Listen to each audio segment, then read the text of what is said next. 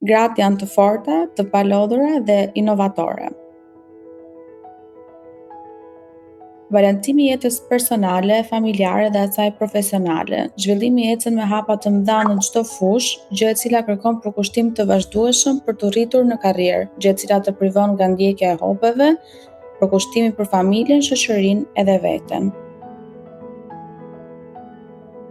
Mund ta bëjmë këtë duke hequr dorë nga metodat e vjetra të leadershipit, duke i dhënë atë që meriton gjithë secilit, duke u bazuar në vlerat dhe aftësitë që kanë dhe duke qenë sa më shumë transparent. Nuk bëjmë punë vetëm sloganet, por duhen fakte dhe vepra reale që tregojnë që të gjithë janë barabartë dhe vlerësohen njësoj në mënyrë objektive.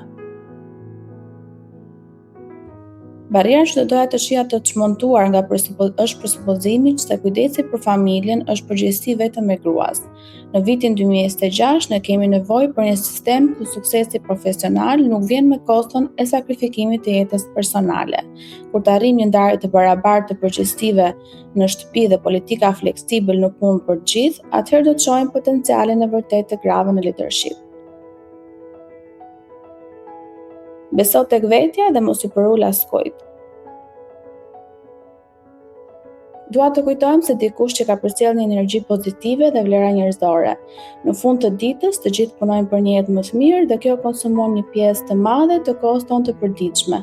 Prandaj më duket tepër e rëndësishme që t'ia bëjmë punën dhe jetën njëri tjetrit më të bukur dhe më të lehtë.